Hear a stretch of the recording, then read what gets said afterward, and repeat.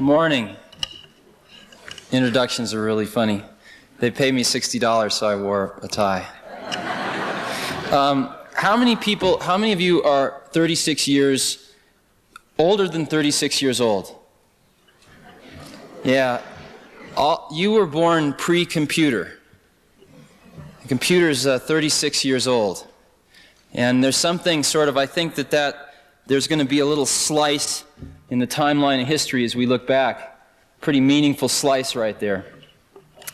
A lot of you are products of the television generation. I'm pretty much a product of the television generation, but to some extent starting to be a product of the computer generation. And the kids growing up now are definitely products of the computer generation.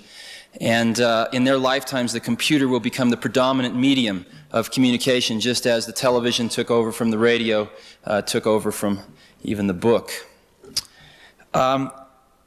Boy, I'll talk about anything you want to talk about today. I have about 15 or 20 minutes of stuff that I just wanted to cover really quickly. And then whatever you want to talk about, we can talk about. How's that? Yeah? How many of you own an Apple? Any? Or just any personal computer? Uh-oh. How many of you have used one or seen one? Anything like that? Good. Okay. Let's start off with what is a computer? What is a computer? It's really simple. It's just a simple machine, but it's a new type of machine. The gears, the pistons have been replaced with electrons. How many of you have ever seen an electron? That's the problem with computers, is that you can't get your hands on the actual things that are moving around. You can't see them, and so they tend to be very intimidating because in a very small space there's billions of electrons running around, and we can't really get a hold on exactly what they look like. Computers are very adaptive. It's a very adaptive machine. We can move the electrons around differently to different places depending upon the current state of affairs, the results of the last time we moved the electrons around. So if you were here last night and you heard about the brain and how it's very adaptive, a computer is in the same way very, very adaptive. Second thing about a computer, it's very new. It was invented 36 years ago in 1947. The world's first degree in computer science offered by a university, which was the University of California at Berkeley, and it was a master's degree, was offered in 1968, which means the oldest person that has a degree in computer science is 39 years old. And the average age of professionals at Apple is under 30. So it's a field that's dominated by fairly young people. Third thing about computers, they're really dumb. They're exceptionally simple, but they're really fast. The raw instructions that we have to feed these little microprocessors, even the raw instructions that we have to feed these giant Cray 1 supercomputers are the most trivial of instructions. They're get some data from here, get a number from here, fetch a number, add two numbers together, test to see if it's bigger than 0, go put it over there. It's the most mundane thing you could ever imagine. But the key thing about it is that, let's say I could move 100 times faster than anyone in here. In the blink of your eye, I could run out there and I could grab a bouquet of fresh spring flowers or something, and I could run back in here and I could snap my fingers, and you'd all think I was a magician or something. And yet, I was basically doing a series of really simple instructions, moving, running out there, grabbing some flowers, running back, snapping my fingers, but I could just do them so fast that you would think that there was something magical going on. It's the exact same way with the computer. It can go grab these numbers and add them together and throw them over here at the rate of about 1 million instructions per second. And so we tend to think there's something magical going on, when in reality there's just a series of these simple instructions. Now, what we do is we take these very, very simple instructions and we, by building a collection of these things, build a higher level instruction. So instead of saying turn right, left foot, left foot, extend hand, grab flowers, run back, I can say, could you go get some flowers? Could you pour a cup of coffee? And we have started in the last 20 years to deal with computers in higher and higher levels of abstraction. But ultimately, these levels of abstraction get translated down into these stupid instructions that run really fast. Let's look at the brief history of computers. Best way to understand it's probably an analogy. Take the electric motor. The electric motor was first invented in the late 1800s, and when it was first invented, it was only possible to build a very, very large one, which meant that it could only be cost justified for very large applications, and therefore electric motors did not proliferate very fast at all. But the next breakthrough was when somebody took one of these large electric motors and they ran a shaft through the middle of a factory and through a series of belts and pulleys shared the horsepower of this one large electric motor on 15 or 20 medium-sized workstations, thereby allowing one electric motor to be cost-justified on some medium-scale tasks. And electric motors proliferated even further then. But the real breakthrough was the invention of the fractional horsepower electric motor. We could then bring the horsepower directly to where it was needed and cost-justify it on a totally individual application. And I think there's about 55 or so fractional horsepower motors now in every household. If we look at the development of computers, we see a real parallel. The first computer was called the ENIAC in 1947. It was developed particularly for ballistic military calculations. It was giant. Hardly anyone got a chance to use it. The next real breakthrough was in the 60s with the invention of what was called time sharing. And what we did was we took one of these very large computers and we shared it. Since it could execute so many instructions so quickly, we'd run some on Fred's job over here, and then we'd run some on Sally's job, and we'd run some on Don's job, and we'd run some on Susie's job, and we'd share this thing, and it was so fast that everyone would think they had the whole computer to themselves. Time sharing was what really started to proliferate computers in the 60s, and most of you, if you've used computer terminals connected with some umbilical cord to some large computer somewhere else, that's time sharing. That's what got computers on college campuses in large numbers. The reason Apple exists is because we stumbled on to fractional horsepower computing 5 years before anybody else. That's the reason we exist. We took these microprocessor chips, which is sort of a computer on a chip, and we surrounded it with all the other stuff you need to interact with a computer, and we made a computer that was about 13 pounds. And people would look at it and they'd say, well, where's the computer? This is just a terminal. And we'd say, no, that is the computer. And after about 5 minutes of repeating this, finally a light bulb would go on in their minds. And they'd decide if they didn't like it, they could throw it out the window or run over it with their car. But that this was the entire computer. That's why we exist, fractional horsepower computing. This fractional horsepower computing has created a revolution. It was invented in 1976, the first personal computer. This year, in 1983, the industry is going to ship over 3 million of the little buggers. 3 million. By 1986, we're going to ship more computers than automobiles in this country. And let me digress for a minute. One of the reasons I'm here is because I need your help. If you've looked at computers, they look like garbage. All the great product designers are off designing automobiles, or they're off designing buildings, but hardly any of them are designing computers. And if we take a look, we're going to sell those 3 million computers this year. We're going to sell those 10 million computers in '86, whether they look like a piece of shit or they look great. It doesn't really matter, because people are going to just suck this stuff up so fast that they're going to do it no matter what it looks like. And it doesn't cost any more money to make it look great. There are going to be these objects, this new object that's going to be in everyone's working environment, and is going to be in everyone's educational environment, and is going to be in everyone's home environment. And we have a shot at putting a great object there, or if we don't, we're going to put one more piece of junk object there. By 86, 87, pick a year, people are going to be spending more time interacting with these machines than they do interacting with their big automobile machines today. People are going to be spending 2-3 hours a day sometimes interacting with these machines, longer than they spend in a car. And so the industrial design, the software design, and how people interact with these things certainly must be given the consideration that we give automobiles today, if not a lot more. And if you take a look, what we've got is we've got a situation where most of the automobiles are not being designed in the United States, Europe, Japan. Televisions, audio, electronics, watches, cameras, bicycles, calculators, you name it. Most of the objects of our life are not designed in America. We've blown it. We've blown it from an industrial point of view because we've lost the markets to the foreign competitors. We've also blown it in a design point of view.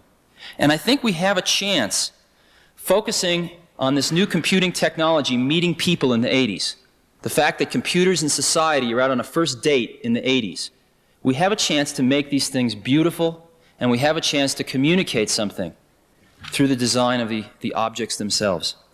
In addition to that, we're going to spend over $100 million in the next 12 months on media advertising. Apple alone, IBM will spend at least an equivalent amount. And we generate tens of millions of dollars worth of brochures, posters, more than the auto industry, again, as a comparison. And this stuff can either be great or it can be lousy. And we need help. We really, really need your help. Okay, let's go back to this revolution. What is happening? What's happening is the personal computer is a new medium of communication, one of the media. And so what's a media? It's a technology communication. A book is a medium, telephone, radio, television. These are mediums of communication. And each medium has pitfalls to it, has shortcomings, has boundaries which you can't cross, but it also generally has some new unique opportunities. The neat thing is that each medium shapes not only the communication that goes through it, but it shapes the process of communication. Perfect example. If you compare the telephone to what we're seeing now in electronic mail, where we link a bunch of computers together and we can send messages to an electronic mailbox, which people can then receive at their leisure, we see that indeed, in one sense, we're sending voice through these wires, and in another sense, we're sending ones and zeros through these wires. So the content that's traveling through the medium is certainly different. But the most interesting thing that's different is the process of communication. When I talk on a telephone with anyone, we both have to be on the phone at the same time. When I'm working or when I want to send something to somebody with a computer terminal, I want to do a drawing and zip it over and put it in their mailbox, they don't need to be there. They can retrieve it at 12 a.m. in the morning. They can retrieve it 3 days later. They can be in New York and retrieve it. One of these days when we have portable computers with radio links, they can be walking around Aspen and retrieve it. And so the process of communication itself changes as the mediums evolve.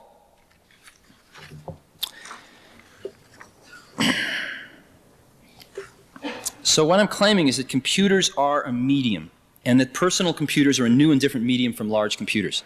What happens when a new medium enters the scene is that we tend to fall back into old media habits.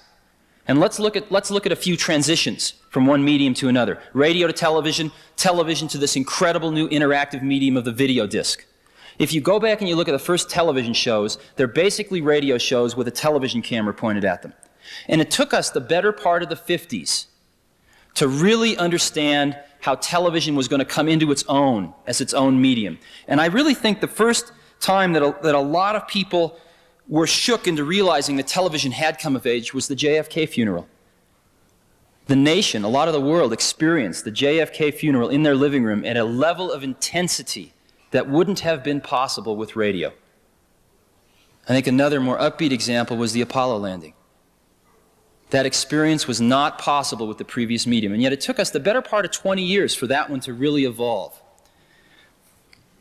Let's look at the next transition. We have this optical video disc which can store 55,000 images on a side, or an hour of video randomly accessible. What are we using it for? Movies. We're dropping back into the old media habits. And there's a few experiments, though, that are starting to happen, and you start to believe that 5 years, 10 years from now, that's going to come into its own. A neat experiment happened right here in Aspen. MIT came out to Aspen about 4 or 5 years, I think about 4 years ago, and they had this truck with this camera on it, and they went down every single street, photographed every single intersection in every single street in Aspen. They photographed all the buildings, and they've got this computer and this video disc hooked up together, and on the screen, you see yourself looking down a street, and you can touch the screen, and there's some arrows on the screen, and you can touch walk forward. And all of a sudden, it's just like you're walking forward in the street. And you get to an intersection, and you can stop, and you can look right, and you can look straight, and you can look left. And you can decide which way you want to go. You can even go in some of the shops. It's an electronic map that gives you the feeling you're walking through Aspen. Then there's 4 little buttons in the corner, because they came back and they did exactly the same thing all 4 seasons. So you can be looking down a street, hit winter, all of a sudden you get the same street with 3 feet of snow on it. It's really amazing. That's not incredibly useful, but it points to some of the interactive nature of this new medium, which is just starting to break out from movies and is going to take another 5 to 10 years to evolve. Okay, let's go back to computers. We're in the I Love Lucy stage right now in our medium development. What we did was microcomputers, personal computers, first come on the scene. What do? We fall back into old media habits. We run these weird languages like COBOL. We do business accounting on them. That's the kind of stuff we have been doing on them historically. It took us about 4 years before we started breaking out of that. And we're just starting to break out of it now.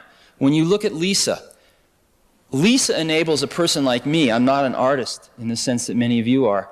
I can sit down and I can draw artistic pictures with that thing because there's a program called Lisa Draw. And if I don't like what I've just drawn, I can erase it, I can move it, I can shrink it, I can grow it, I can change its texture. There's a little airbrush. The more I scrub, the darker it gets. I can put soft edges on things, hard edges on things. And so I have no talent at drawing at all, can make neat drawings, and then I can cut them out and I can paste them into my documents so that I can combine pictures and words. And then I can send it onto the electronic mailbox so somebody else that's living here in Aspen can dial up a phone number and get their mail and see this drawing that I made.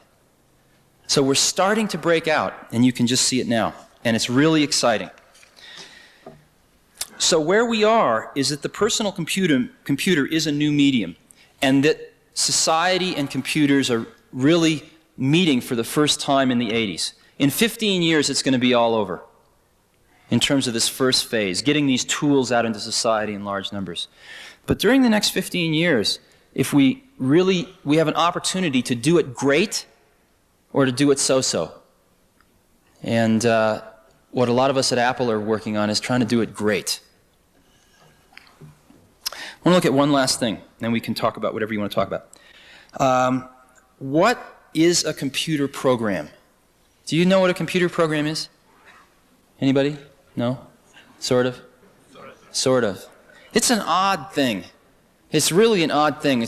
You can't, you've never seen an electron, but computer programs have no physical manifestation at all. They're simply ideas expressed on paper. Computer programs are archetypal. What do I mean by that? Let's compare computer programming to television programming. Again, if you go back and you look at the tapes of the JFK funeral in 1963, I guess, you'll start to cry. You will feel a lot of the same feelings you felt when you were watching that 20 years ago. Why? Because through the art of television programming, we are very good at capturing a set of experiences, two experiences, 20 experiences, and being able to recreate them. We're very good at that. It takes a lot of money, and it's somewhat limited, but we can do a pretty good job of that. You can really feel the excitement of Neil Armstrong landing on the moon. Computer programming does something a little different. What computer programming does is it captures the underlying principles of an experience. Not the experience itself, but the underlying principles of the experience. And those principles can enable thousands of different experiences that all follow those laws, if you will. And the perfect example is the video game. What does the video game do? It follows the laws of gravity, of angular momentum, and it sets up this stupid little Pong game. But the ball always follows these laws. No two Pong games are ever the same. And yet every single Pong game follows these underlying principles. Give you another example. There's a neat program called Hammurabi. And Hammurabi, there's 7-year-old kids playing this. And it's a game, and it comes up on the screen, he goes, and you're King Hammurabi. He goes, oh, King Hammurabi. And you get to be King Hammurabi of the ancient kingdom of Sumeria for 10 years. Comes, oh, King Hammurabi, this is year 1. You have 1,000 bushels of wheat in storage, you have 100 people, and you have 100 acres of land. Land is trading at 24 bushels an acre. Would you like to sell any land? No. Would you like to buy any land? No. How much would you like to plant, or feed, how much would you like to plant? And it turns out that if you don't plant enough, some of your people will starve the next year. And if you plant a lot, then people will come from the surrounding villages because you got a hot village to live in and you feed them well. So you plant a certain amount, but you need then it says how much, so you feed your people a certain amount, and then it asks you how much would you like to plant? And you have to plant so much as well in order to get the grain the next year. But you can't plant more acres than you have people to plant the acres. And so if you go on a land buying spree at the beginning, and you don't feed your people well because you spent all your grain buying land, then you don't have the people to plant the land, so it doesn't do any good. If you don't plant the land and you feed your people a ton, all these other people come from the surrounding villages, but they starve the next year. And there are these 7-year-old, and it goes on year 2, year 3, and every once in a while it throws in the rats ate some of the grain and you're in deep trouble. What are you going to do? Kill some people or sell some land or whatever. And it's crude, but basically there are these 7-year-old kids playing with this macroeconomic model. And you can argue about the content of the model, but one thing you can't argue about, they will sit there for hours and play that and learn. And we've got to get our models better and more sophisticated, but that is an interactive way of learning that none of us ever had when we were growing up. And again, thousands of individual experiences, but all based on that one set of underlying principles. When I was going to school, I had a few great teachers and a lot of mediocre teachers. And the thing that probably kept me out of jail was books. Because I could go read what Aristotle wrote or what Plato wrote. And I didn't have to have an intermediary in the way. And a book was a phenomenal thing. It got right from the source to the destination without anything in the middle. The problem was you can't ask Aristotle a question. And I think as we look towards the next 50 to 100 years, if we really can come up with these machines that can capture an underlying spirit or an underlying set of principles or an underlying way of looking at the world, then when the next Aristotle comes around, maybe if he carries around one of these machines with him his whole life, his or her whole life, and types in all this stuff, then maybe someday after the person's dead and gone, we can ask this machine, hey, what would Aristotle have said? What about this? And maybe we won't get the right answer, but maybe we will. And that's really exciting to me. And that's one of the reasons I'm doing what I'm doing. So what do you want to talk about?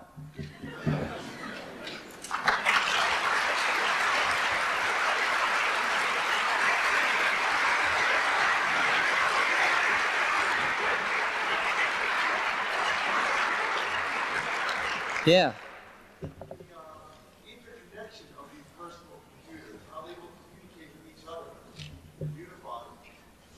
Yeah, it's a mess. Okay. Okay.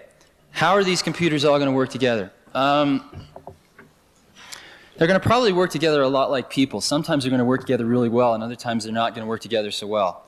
What we've got now is we are putting a lot of computers out that are made to be used pretty much in what we call a standalone mode. One person, one computer. But it isn't very long before you get a community of users using these things that really want to hook them all together. Because ultimately a computer is going to be a tool for communication. So they want to hook them together and communicate. And over the next 5 years, the standards for doing this are going to evolve. They all speak different languages right now. And there's I heard a funny story. We've talked a lot with AT&T, American Bell, etc. And there's a funny story about this is a true story. I talked to this old guy who was about 80 years old, and he was one of the original telephone installers. And he would go out and he'd install telephones in people in farmhouses, and they'd never seen anything like this. And it takes 2 wires. He'd run the 2 wires down and he'd hook up the phone. And he was out installing this phone for this Italian family in this farm. And he'd finished installing the phone, and the guy asked him, well, can I speak Italian on this phone? And he said, why didn't you tell me? I got to run a 3rd wire. It'll be $50 extra. So that's where we are today. And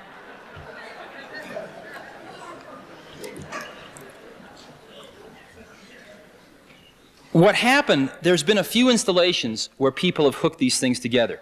The one installation that stands out is a Xerox did it at a place called Palo Alto Research Center, or PARC for short. And they hooked about 100 computers together on what's called a local area network, which is just a cable that carries all this information back and forth. And an interesting thing happened when they did that. What happened was that you'd have a distribution list. So you'd want to send a memo to all the people in this group. And so you'd say, okay, you'd write a memo and you'd send it to the distribution list for all the people interested in the November forecast or new product Delta or whatever you're working on. But then an interesting thing happened. There were 20 people and they were interested in volleyball. So a volleyball distribution list evolved. And when there was the volleyball game next week was changed, you'd write a quick memo and send it to the volleyball distribution list. Then there was a Chinese food cooking list. And before long, there were more lists than people. And it was a very, very interesting phenomenon, because I think that that's exactly what's going to happen. is that as we start to tie these things together, they're going to facilitate communication and facilitate bringing people together in the special interests that they have. And we're about 5 years away from really solving the problems of hooking these computers together in the office. And we're about 10 to 15 years away of solving the problems of hooking them together in the home. And a lot of people working on it, but it's a pretty fierce problem. Now, Apple's strategy is really simple. What we want to do is we want to put an incredibly great computer in a book that you can carry around with you that you can learn how to use in 20 minutes. That's what we want to do, and we want to do it this decade. And we really want to do it with a radio link in it, so you don't have to hook up to anything. You're in communication with all these larger databases and other computers. We don't know how to do that now. It's impossible technically. So we had three options. One was to do nothing. And as I mentioned, we're all pretty young and impatient, so that was not a good option. The second one was to put a piece of garbage computer in a book. And we can do that, but our competitors are doing that, and so we don't need to do that. The third option was to design the computer that we want to put into the book eventually, even though we can't put it into the book now. And right now, it fits in a bread box, and it's $10,000, and it's called Lisa. And it just so turns out that, fortunately, there is a giant office market out there that is buying these things a lot faster than we can make them. We're sold out for the next year. And we'll sell over $100 million of those things the first year. So, fortunately, there is an office marketplace where enhancing personal productivity is absolutely worth $10,000 a person. And they're gobbling these things up, and they will pay for the development of this new technology. The next thing we will do is we will find a way to put it in a shoebox and sell it for like $2,500. And that'll be the next step. And finally, we'll find a way to get it in a book and sell it for under $1,000. And we will be there within 5 to 7 years. And that's what we're working pretty singularly on. Yeah? You mentioned that Apple needs designers and industrial designers to help you. We as designers need Apple to do something for us in terms of providing computers as economical and our more economical and graphically like design things. Is your company planning anything like that? I know you have a product in the market right now, but it's a little crude. Yeah, it is a little crude. Right. Okay, let me tell you that what we're planning to do to sort of be able to provide tools for graphic design. That'll never be our fort. Our fort is going to be just people.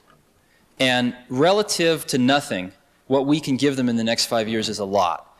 And eventually we'll get to the point where people can create images that are as good as they could create any other way. But it's going to take the better part of this decade to be able to get it down to a price level that people can afford. But we're doing some things now. Every computer to date has used a weird type on the screen, as you know. The I's are just as wide as the W's. They're non-proportionally spaced fonts, we call them. You call them. And it's really been impossible to use multiple fonts on the screen at any given time. Matter of fact, the fonts have been just garbage. And it's really been impossible to embed any kind of graphics with text. If you take a look at Lisa, it is totally proportionally spaced text. We have 30, 40 fonts on the screen that come out at approximately 80 dots per inch resolution on the screen, approximately up to 300 dots per inch resolution on a laser printer. And that's where we are today. And what you're saying is we really want to go to 600, 700, 800 dots per inch on a laser film printer. We're not there yet. But we're solving the problems of injecting some liberal arts into these computers. That's what we're trying to do right now. Let's get proportionally spaced fonts in there. Let's get multiple fonts in there. Let's get graphics in there so that we can deal in pictures. And let's get to the point where 3 years from now, when there is going to be no college student 3 or 4 years from now that's ever going to think of writing a paper without one of these things. Just like they will not think of going to a science class without a calculator today. And where we've got to get to is where people 3, 4 years from now are using these things and they go, wasn't this the way it always was? That's where we're trying to get to now. Once we get to there, then we can look at some of the other stuff. Yeah? Could you give us your perspective on the surveillance issue brought up in the previous presentation? Apple's perspective on Yeah, I only heard part of which part, you're talking about the people having these big databases about your life, or? The privacy issue.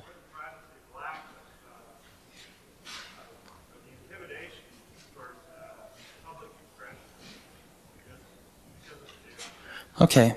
I guess what I see now is an incredible amount of information, but not a very great ability to distill any sort of knowledge or wisdom out of that information. We are all bombarded with information every day, and there is so much information in data banks, in congressional budgets, in testimony, in books, journal articles being published every day, and our ability to turn all that information, to filter it to what we're interested in, and to turn it into something useful to us, into some knowledge, is very low. So I think if we're really interested in a distributed society where the ability to understand things and the ability to distill information, knowledge from information, is possessible by everyone, that the first thing we've got to do is give tools to people to help them do that. Because right now, those tools are centralized. Do you see what I'm saying? So I think the first step towards ensuring that we don't get a concentration of something that you don't want is to distribute that intelligence, if you will, that can turn all this information into some sort of knowledge for us, so that we can get on and we can look at any congressional testimony that has to do with gun control, any journal articles published, any newspaper articles published, so that I can come home and on a weekend peruse the weekly outpouring of information, but put a filter on it, because I'm only interested in gun control. And I can find out that my congressman gave some testimony last week about gun control that I didn't agree with, so I can get on and write him a pretty nasty letter and zing it on the email system and make sure that at least one of his aides will read it tomorrow. And I think that that probably is a lot more important than worrying about these global databases. I don't think that you're going to find we're moving rapidly into an era of electronic funds transfer. And I think that's probably the thing that people are most concerned about right now. Because you could keep a history of our whereabouts and things like that just based on financial transactions. And I think that's the thing people are most concerned about right now. But I haven't heard a ton of issues concerning these giant databases knowing everything about us that had much substance to them. The thing I'm most concerned with is the ability to turn all this stuff into something we can do something about. Does that make any sense? I didn't get much sleep last night, so I'm a little fuzzy. Yeah.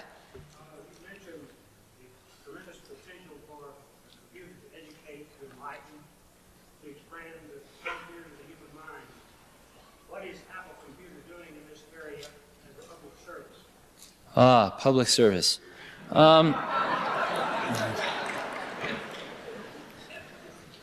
We don't do things because we think they're public services. We do them because we think they ought to be done, I guess. We do them because we want to do them. We're doing a few things.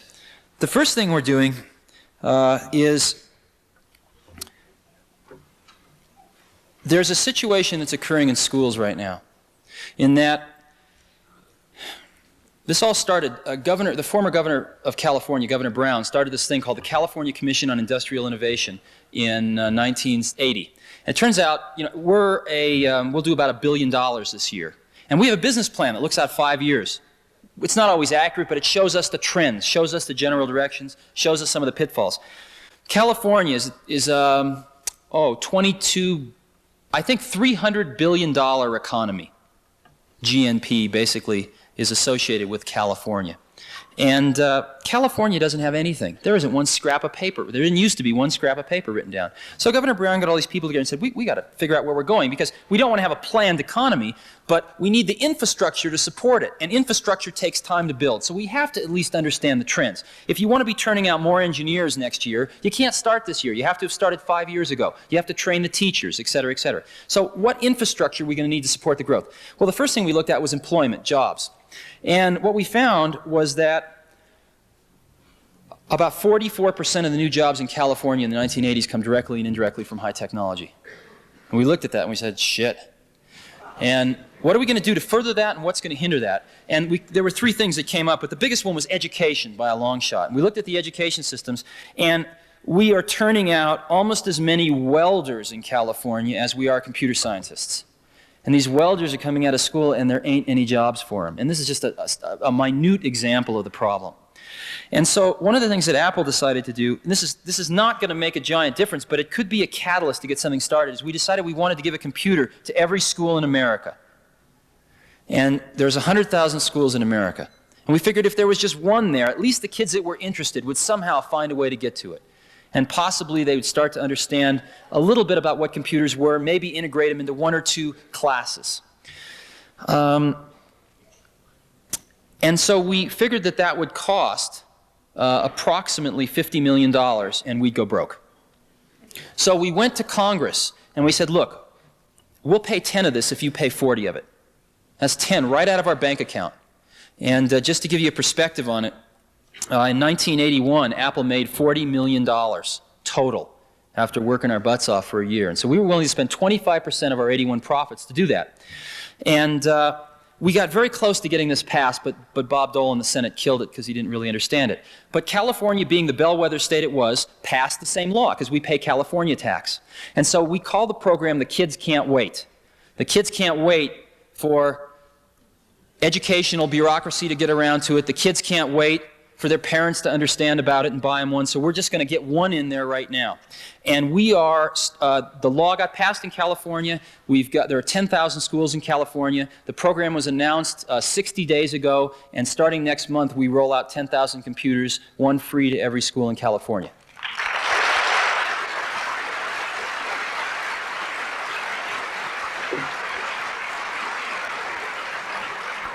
And I guess the important thing, though, to restate, this isn't going to fundamentally change the problem. But at least it's going to get one computer in there so that if there is a student, especially in one of the schools that can't afford these things, which is another thing that concerns us, this computer have not split, at least they'll get exposure to one. So, yeah? We're constantly told that by 2000, 85% of this will be the information business. How do you feel about that? Well, over half of the gross national product is contributed by companies and people that are already in the information business today. And that's true. Most of the people that got laid off from General Motors are never going to go back to work at General Motors. Ever, ever, ever. And unless we retrain them and give them skills, they're going to burn the cities down. And that's one of the biggest problems facing us right now. It's real easy to talk high tech. It's real hard to take all these guys that have been putting fenders on for 15 years, servicing computers. It's going to be really hard, and we're not paying enough attention to it right now. But we're already in the information age. We're ready there now. Most of us manipulate information for a living. Yeah? Yes, is there ever going to be standardization of software, hardware, equipment, with proliferation of software packages? It's very difficult to decide what you show. The Apple, you know, the Apple students, me, Lisa, and it's very difficult to go out in the marketplace to decide what the quality of these particular equipment are. Right. That's right. Here's a challenge for you. You want to just make a great contribution, have fun, make zillions of dollars, all at the same time. There are about 20,000 programs for the Apple II. There's for the IBM PC, which is the second most popular one now, there's about maybe 2,000 programs. That's a lot. And you go to buy one of these things and you don't know what to buy. So you go ask the computer dealer, which one should I buy? And that person doesn't know. They're out selling computers. They're not looking at software. And so they give you a bullshit answer and you buy it. And maybe you're happy and maybe you're not. Now, compare that to records. Most people walking into a record store know exactly what record they want to buy. They don't go up and say, what record should I buy?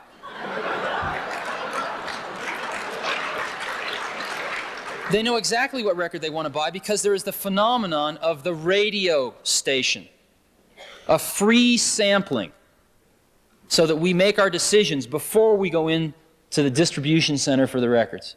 We need the equivalent in the software business. We need a software radio station, quote unquote.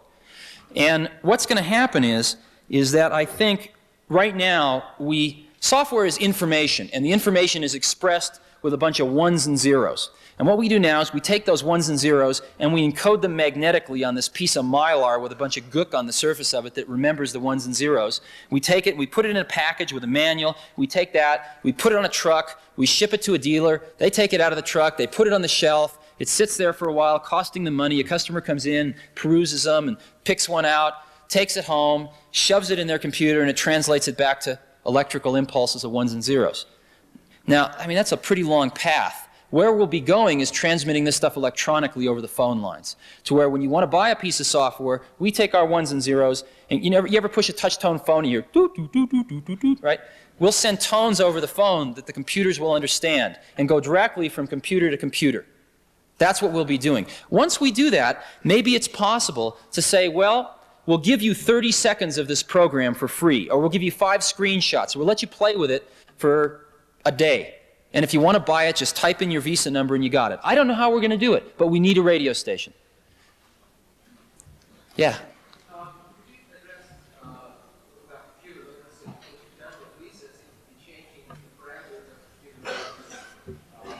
The first computer's office had to really know something about machines. Right. Now they actually know how to roll them out. So where do you see it now? Where do you see it going? Okay.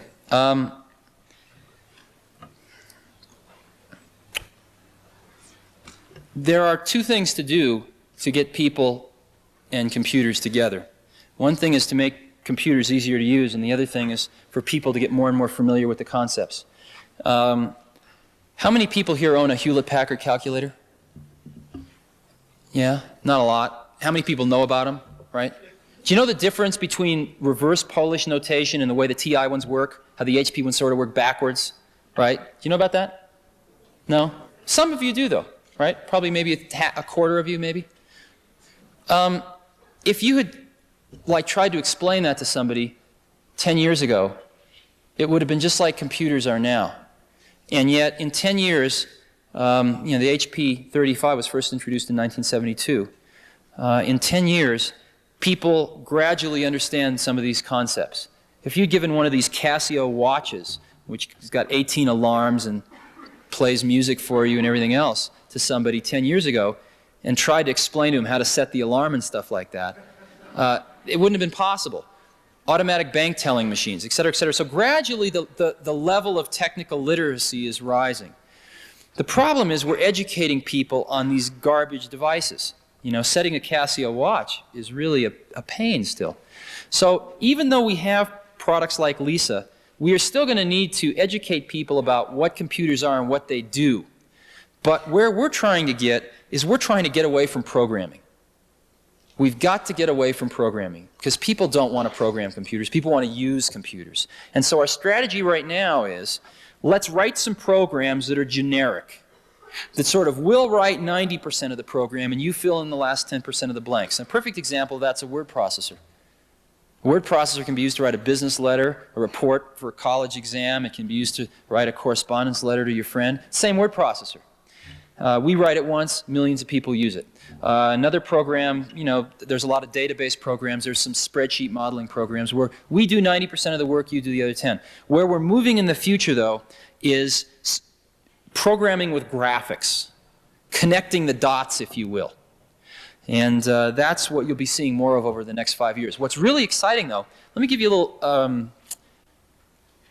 some of the finest people are going into software right now. And matter of fact, about a year ago, I met this little kid in Chicago who had started this company called Aristotle Software. And he was 13, and he started it with his more mature 14-year-old friend. And a year ago, they were making about $4,000 a week off selling 3 game programs. Now, let me give you an example of how this can work. We have 1 million Apple IIs out there. 1 million. And people have paid about $2,000 for them. So if they can buy a new program, one of these new diskettes, for $100 that lets their computer do something totally new that it never could do before, that's a good deal. So let's say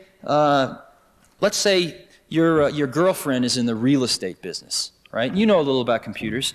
And she comes home and she's filling out all these crazy forms and going through all these calculations trying to do some creative financing. You go, wait, I could write a program for that. And you write a program. It's not that hard to use. And over the next few months, she goes, well, can it do this? Oh, sure, that's easy. Can it do this? No, that's hard. You refine this program to where it's really great. And all of a sudden, she shows it to all the other people she works with. She brings it into the office, or she brings them over one day, and they just go, wow, I got to have this. This is worth $2,000 to me right there, just for that one application. Okay, let's say that you put that program on the market and sell it for $100. Well, the dealer's going to take $50 of it. So you'll see $50 per copy. And let's say it costs $25 to make it. You're going to make $25 profit per copy.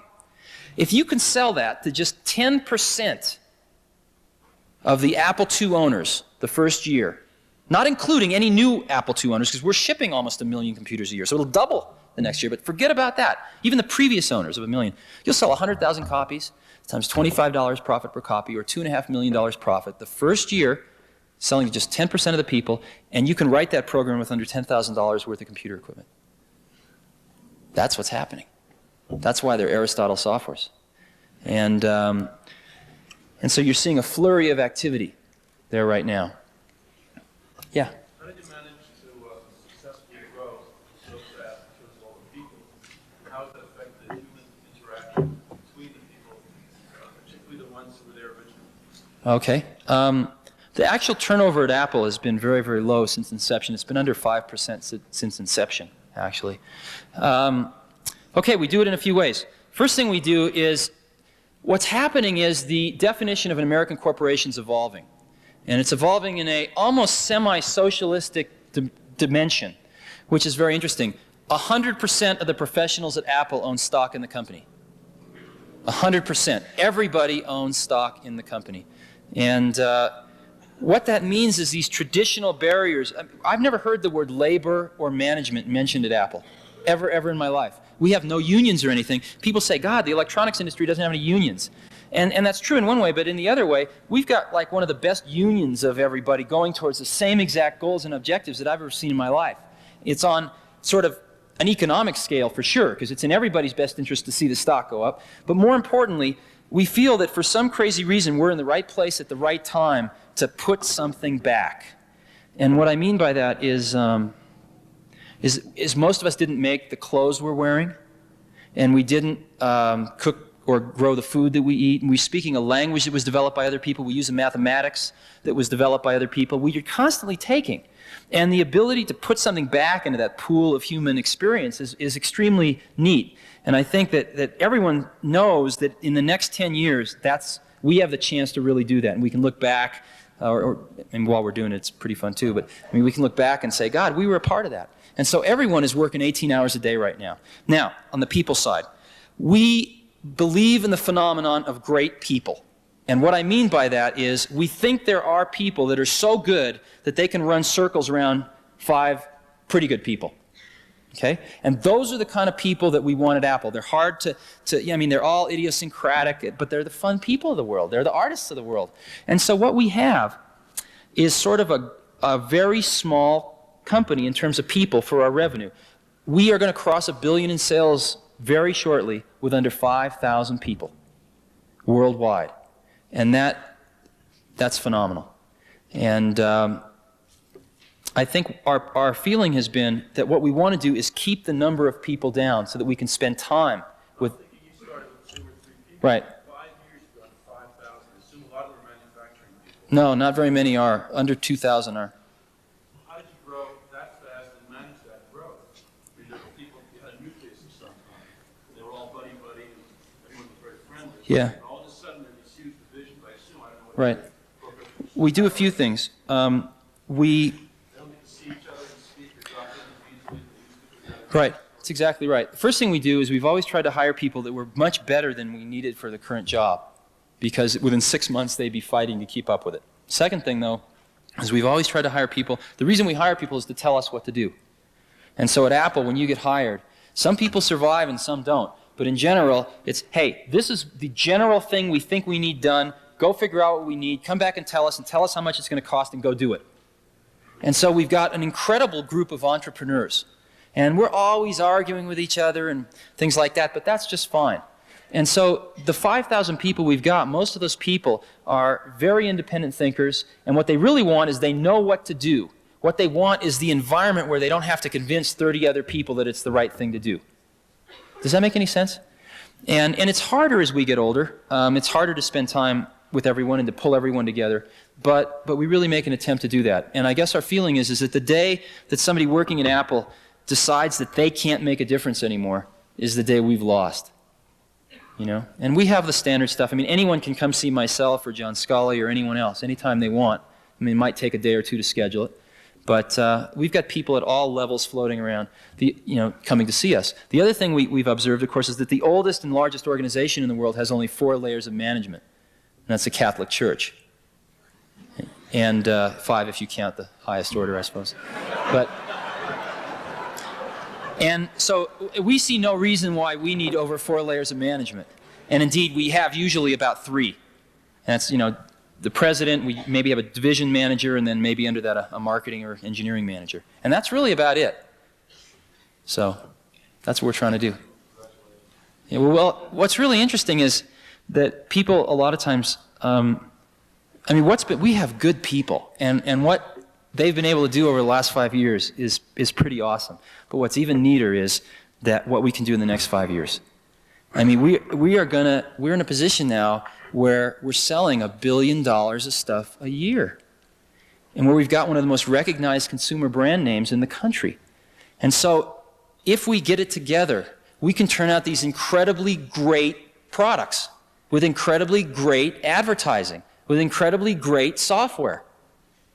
And so what we want to do is just get great people to come help us do that, because that's a pretty giant thing to try to do. But that's what we're going for. We started with nothing. So whenever you start with nothing, you always can shoot for the moon. You have nothing to lose. And the thing that happens is when you sort of get something, it's very easy to go into cover your ass mode, and then you become conservative and vote for Ronnie. So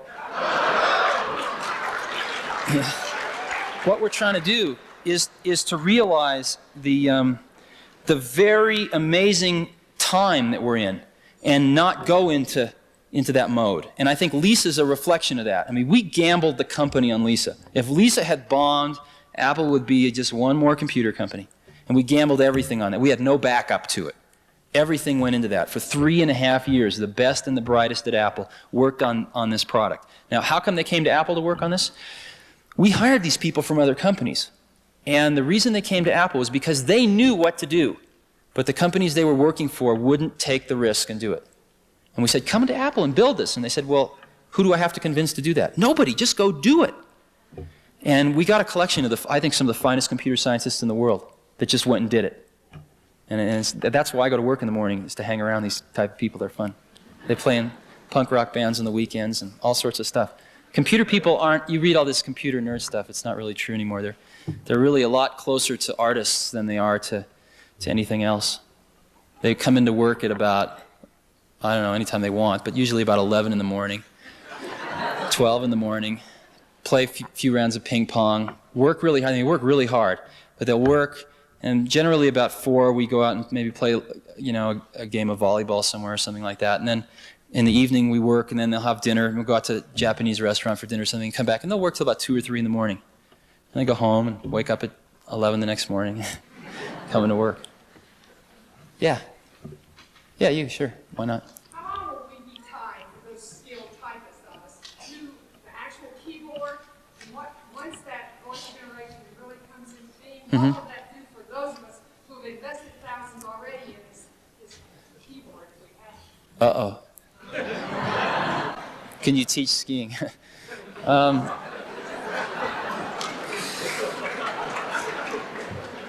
Voice recognition is it's going to be the better part of the decade away. We can do toy voice recognition now. The problem is it isn't just recognizing the voice. When you talk to somebody, understanding language is much harder than understanding voice. We can sort of sort out the words, but what do they all mean? And most language is exceptionally contextually driven. In other words, one word means something in this context, it means something entirely different in another context. And when you're talking to somebody, people interact. It's not a one-way communication. It's going, yep, yep, yep, yep, and they gracefully interact. They go in and out of levels of detail. And boy, this stuff's hard. So I think you're really looking at the better part of a decade before we get even close to that. I don't know how much time we have. I think I'm about to get. Thank you very much. I've enjoyed it.